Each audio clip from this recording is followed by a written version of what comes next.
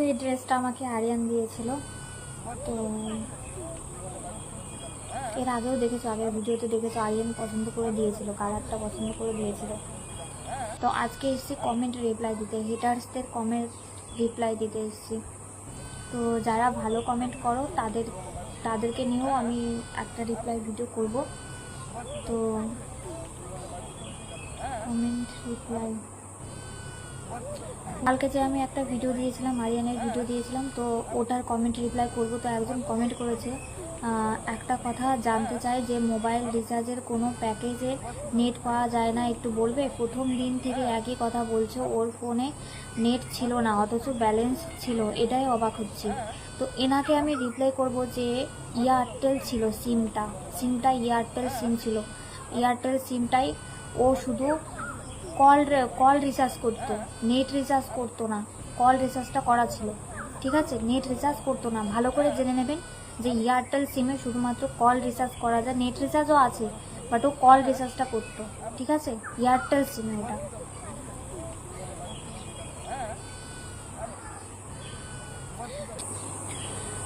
তো সঙ্গীতা ঘোষ, ভিউজাররা তোমাকে শক্ত হয়ে এগোতে বলেছিল, ধীরে ধীরে তুমি জাম্প করে নিজেকে পাল্টে ফেলে অবাক করে দিলে সবাইকে। 6 মাস পরে স্বপ্ন পূরণ করা যেত, আইফোন কেনা যেত, শর্ট ড্রেস পরা যেত। আরও একটা কমেন্ট করেছে, কেউ শর্ট ড্রেস পরতে না করেনি, বা 6 মাস টাইম লাগে নিজেকে সব পরার জন্য তৈরি করতে। তুমি স্বপ্ন পূরণ করতে হবে বলে তাড়াতাড়ি করে বদলে নিয়েছো, যেটা সবার চোখে খারাপ লাগছে। কিছুদিন পর করলে সব শুনতে হতো না। আরেকটাও করেছে, ওর ভালোবাসা পিওর ছিল তাই তোমাকে ছেড়ে যায়নি, কিন্তু তুমি কোনো ভুল পথে গেছিলে সেটা খুলে বলো তো। সে সাহস থাকলে এটার শর্ট ভিডিও করে তুমি বলেছো। আচ্ছা, আমি বলি, প্রথমত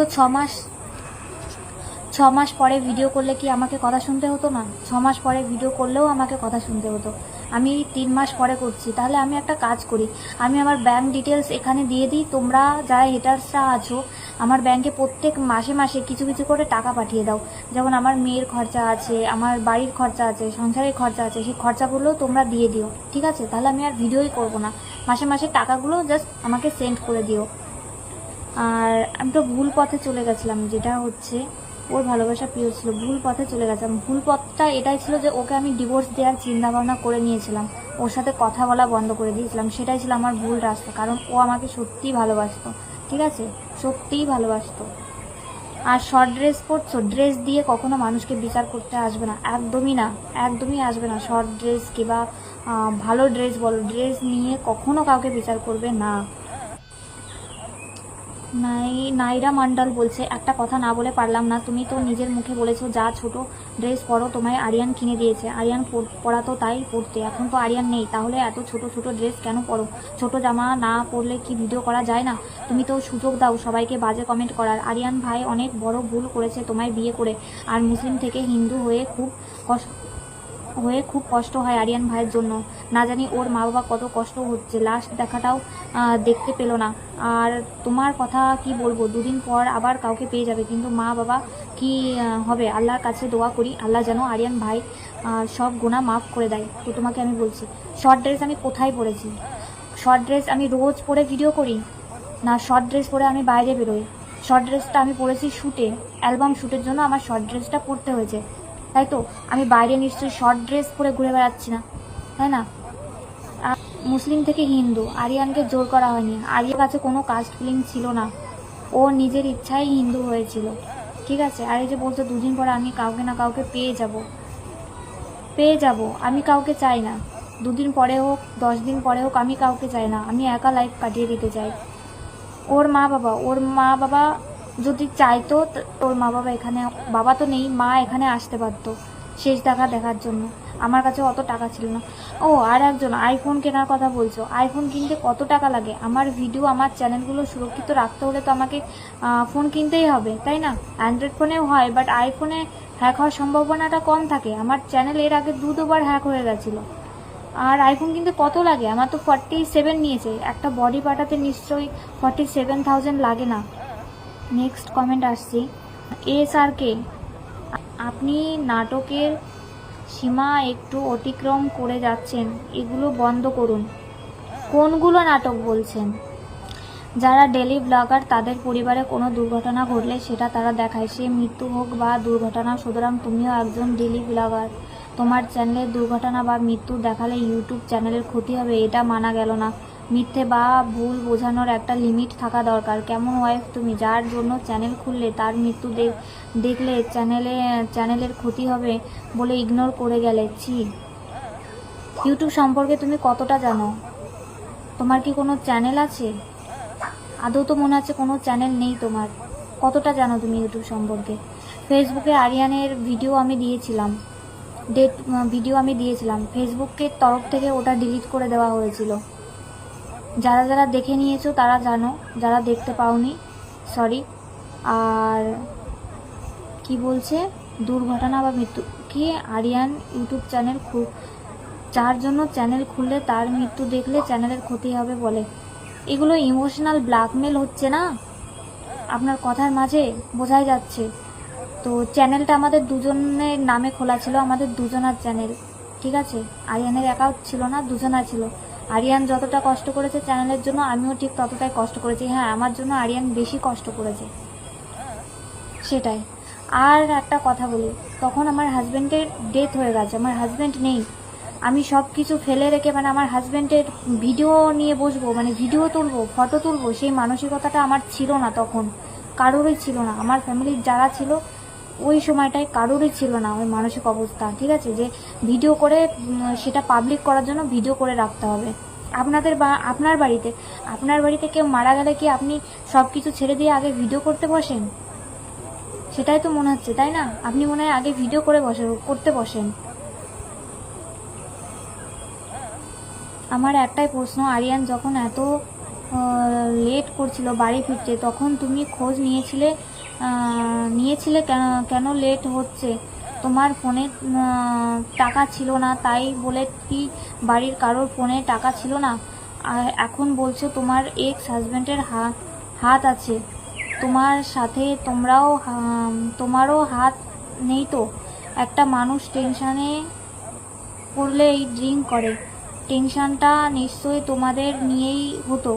আরিয়ানের তো কেউ ছিল না, তুমি নিজেই বলেছো যে যাই হোক তোমার পাশে আছি, সব সময় থাকবো, সাপোর্ট করব। বাট এতটুকু প্রশ্ন আমার মনে আসছিল। প্রশ্নটা কি করেছে তখন প্রশ্নটা করেছে? আচ্ছা, তোমার প্রশ্নটার অ্যান্সার আমি দিচ্ছি। যখন আরিয়ানের লেট হচ্ছিল তখন আমি বাবার ফোন থেকে আরিয়ানকে ফোন করেছিলাম, ফোনটা রিসিভ করেনি ও। অনেকবার ফোন করেছি। আমার বাবা তো 9টা থেকে ফোন করেছিল। আমার বাবা বাড়িতে আসে, আমার বাবা একজন ডক্টর, বাবা বাড়িতে এসেছিলো রাত্রি 9টার সময়, বাবার দোকান থেকেই ফোন করছিল ওকে। তারপর বাড়িতে এসেও ওকে ফোন করা হয়েছে, বাবার ফোন থেকে অনেকবার ফোন করেছি। আর আমি রাত্রি 10টার সময় আমার ফোনটা রিচার্জ করেছি, পাশের বাড়ি যেখানে রিচার্জ করে, তখন আমার ফোনপে কিছুই ছিল না। একটা ভাইকে আমি ফোন করে বলি যে আমার ফোনটা রিচার্জ করে দিতে, রাত্রি 10টার সময় আমার ফোনটা রিচার্জ করে দেয়। আর আমি যে বলেছি এক্স হাজব্যান্ড আমার না, আমার বোনের এক্স হাজব্যান্ডের কথা বলছি। আর যে ড্রিঙ্ক করার কথা বলছো, ও কোনো টেনশানে ড্রিঙ্ক করতো না। ড্রিঙ্ক করাটার জন্যই আমি ওকে 9 মাসের জন্য হায়দ্রাবাদে পাঠিয়ে দিয়েছিলাম, এখান থেকে যাওয়ার জন্য, যে এখানে থাকলে ও ড্রিঙ্ক করছে। কারণ আমার এখানের আশেপাশের ছেলেপেলে মানে পরিবেশ, লোকজন একদমই ভালো ছিল না, ঠিক আছে? কোনো টেনশানে করতো না ও। জাস্ট কিছু মানুষদের সাথে, যাদের সাথে মিশতো, তারা এতটাই খারাপ ছিল যে ওকে খারাপ পথে নিয়ে আসছিল, এতটাই খারাপ ছিল। নিজের মুখে বলে গেছে আমাকে, নিজের মুখে। তো ক্লিয়ার হলো? ইউজার, এটা ফেক আইডি শায়দ। বলছে আরিয়ান দাদার মৃত্যুর পরের ছবি দেখাও দিভাই। আরিয়ানদার মৃত্যুর পরের ছবি আমি তো তোমাদেরকে কালকের ভিডিওর থাম্বনেলে আমি দিয়ে দিয়েছি, তোমরা দেখে নাও। আর ওটাই আছে আমার কাছে। আর পোস্টমর্টেম যখন করেছিল ওই ফটোগুলো আমি রাখিনি, আমি ডিলিট করে দিয়েছি, কারণ ওগুলো দেখলে আমার কষ্ট হচ্ছিল, তার জন্য আমি ওগুলো ডিলিট করে দিয়েছি। আর সেই সময়টা ফটো তোলার মন মানসিকতা আমার কোনোটাই ছিল না, কারণ আমার অবস্থাটাই ভালো ছিল না তখন, আমি কোনো ফটো নিইনি তখন। পোস্টমর্টেম রিপোর্ট পেতে এত মাস সময় লাগলো, কত টাকা খেলো পুলিশ? কথাটাকে তুমি যে বলেছো ভেবেচিন্তে কথা বলেছো তো? কারণ এটা নিয়ে কিন্তু আমি কমপ্লেন ঠুকতে পারি তোমার নামে, ঠিক আছে? কমপ্লেন ঠুকে দিতে পারি তোমার নামে। ও ও যখন ডেথ হয় তখন ভোট ছিল, ভোটের মধ্যে জানোই তো সব কিছু বন্ধ থাকে। আর এত মাস কেন, এত মাসই লাগে, পোস্টমর্টেম রিপোর্ট আসতে এত মাসই লাগে। তখন যদি আমি বলে দিতাম আমার আর্জেন্ট লাগবে, আমি তখন বুঝতে পারিনি, তাহলে ওরা তাড়াতাড়ি ব্যবস্থা করতো। বাট আমি তখন তো বলিনি যে আমার আর্জেন্ট লাগবে, বুঝতে পারিনি, তো তার জন্য এত মাস লেগে গেছে। তো কথাগুলো না একটু সাবধানে যখন কথা বলতে যাবে না, এদিক ওদিক তাকিয়ে কথা বলবে, কারণ আজকে আমার যে অবস্থাটা হয়েছে না, না জানি কাল তোমার না হয় সেই অবস্থাটা। আর না, এর যত ন্যাকামি কান্না ছিল আরিয়ানকে নিয়ে, আর কিছু না। আগে মনে হচ্ছিল সত্যি কষ্ট পাচ্ছে আর পাওয়াটাই স্বাভাবিক, কিন্তু এখন দেখছি সবটাই ওর দেখানো কান্না ছিল। সত্যি মনে হচ্ছে নতুন রং লেগেছে মনে। স্বপ্না চৌধুরী, পিয়াপালি, Swapna Chowdhury, snappy girl blog দেখুন। ওর রিপ্লাই করেছে নাকি, ওর দুটো হাজবেন্ড মারা গেছে, দুটো বাচ্চা নিয়ে শ্বশুর ঘরেই আছে, সেও মুভ অন করেছে ধীরে ধীরে, বাট নোংরামো করে নয়। আমার কোনটা নোংরামো দেখেছো তোমরা কমেন্ট করে জানাবে, কোনটা নোংরামো দেখেছো আমার? আমি অ্যালবাম শ্যুট করতে গেছিলাম, একটা ছেলের সাথে অ্যালবাম শ্যুট করছি। এটা তোমরা যখন বাইরে নোংরামো করো সেটা তো কারোর নজরে যায় না, আর আমি অন ক্যামেরার সাথে, এটা আমার নোংরামো হচ্ছে না, এটা জাস্ট আমার কাজ করছি এখানে। কি করে বলো নোংরামো করছি? আর আমি মুভ অন করে নিয়েছি, কে বলেছে? আমি তো মুভ অন করিনি, ভেতরে আমার ক্ষতটা রয়েই গেছে। তবু আমি নিজেকে শক্ত করে আমি সামনের দিকে এগিয়ে যাচ্ছি, কারণ আমার ফ্যামিলি আছে, আমার মেয়ে আছে। আমি না খেয়ে থাকলে তোমরা নিশ্চয় আসবে না আমাকে খেতে দিতে। ওই যে বললাম ব্যাংক ডিটেলস দিয়ে দিচ্ছি, প্রত্যেক মাসে মাসে না টাকা পাঠিয়ে দিও আমাকে, আমার খরচা, আমার মেয়ের পড়াশোনার খরচা, এগুলো দিয়ে দেবে তোমরা। ইনি ভালো কমেন্ট লিখেছে, তার রিপ্লাই দিয়েছে, আমি বলছি, তুমি কিন্তু আগের মতো হাসতে পারছো না, তোমার হাসতে খুব কষ্ট হচ্ছে, আমি চাই আগের মতো হাসো। আপনি সব বুঝতে পারছেন, আপনি একটু বেশি বোঝেন।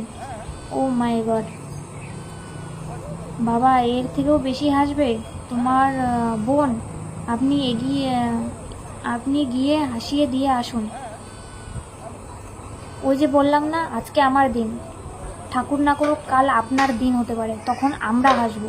বাট আপনারটা তো চোখে দেখতে পারবো না আমরা, আমারটা তো চোখে দেখতে পাচ্ছেন ক্যামেরার সামনে, তাই না? সঙ্গীতা ঘোষ, টাকার জন্য আজ মানুষ সব পারে, একই কথা। আরিয়ানের স্বপ্ন পূরণ করতে হবে এই অজুহাতে নিজে মজা নিয়ে নিচ্ছে। আরিয়ানও অবাক হচ্ছে হয়তো এসব দেখে। হাসি পেল কথাটা শুনে, একদম। একজন রিপ্লাই করেছে,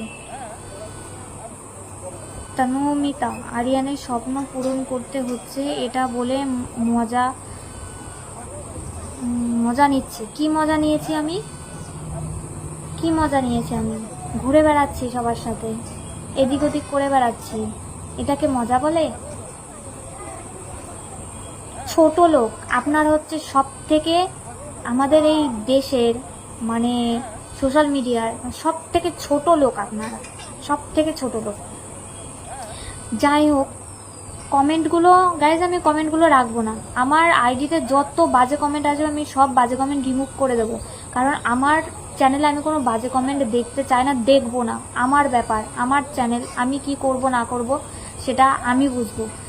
হতে পারে সোশ্যাল মিডিয়াতে সবাই সবাইকে পছন্দ করে না, সেরকম আমাকেও অনেকে পছন্দ করে না, তাই বলে এইরকম কমেন্ট। তোমরা আমাকে কাছ থেকে দেখেছো, আমাকে চেনো, এমন মনে হচ্ছে যে আমি কি করে বেড়াই না করে বেড়াই, তোমরা আমার পেছন পেছন সবসময় ঘুরে বেড়াও, দেখে বেড়াও, তাই না? আমি তোমাদের ভাড়া করে রেখেছি আমার পেছন পেছন ঘুরে বেড়ানোর জন্য, তাই না? আর বলছো না আরিয়ান মারা যাওয়ার পরে আমি কত টাকা পেয়েছি? প্রচুর টাকা পেয়েছি, বাড়িতে রাখতে পারছি না, যদি লাগে চলে এসো দিয়ে দেবো, সত্যি প্রচুর টাকা পেয়েছি। মৌসুম, আপনি কি মানুষ না নর্দমার কীট? ছিছি, শিক্ষা দেখে তো কিছুই পাননি দেখছি। এটা ঋতু সন্ধ্রাকে কমেন্ট করেছে, এটা একদম ঠিক। এখন মনে হচ্ছে আরিয়ানের কি সত্যি অ্যাক্সিডেন্ট হয়েছিল, নাকি জ্যোতিষীর কথার সুযোগ নিয়েছে কেউ, কে জানে। এদের মতো মেয়েরা খুব ভালো ছেলে পটাতে পারে। পূর্ণিমা, হ্যাঁ আমরা ভীষণ ভালো ছেলে পটাতে পারি। পূর্ণিমা, যদি লাগে তোমার আমাকে মেসেজ করো, পাঠিয়ে দেবো, ঠিক আছে? কি মেয়ে রে বাবা, দেখতে পাচ্ছ না কি মেয়ে? এই মেয়ে দেখতে পাচ্ছ না তোমরা কি মেয়ে? ওর অ্যাক্সিডেন্ট হয়েছিল না কি হয়েছিল, হাঁসখালি থানাতে চলে আসো, হাঁসখালি থানাতে চলে যাও, বলো যে আরিয়ানের অ্যাক্সিডেন্ট, সবাই জানে তো আরিয়ানের অ্যাক্সিডেন্টটা কী করে হয়েছিল, ওখানে পুরো ডিটেলস জানতে পারবে, ঠিক আছে।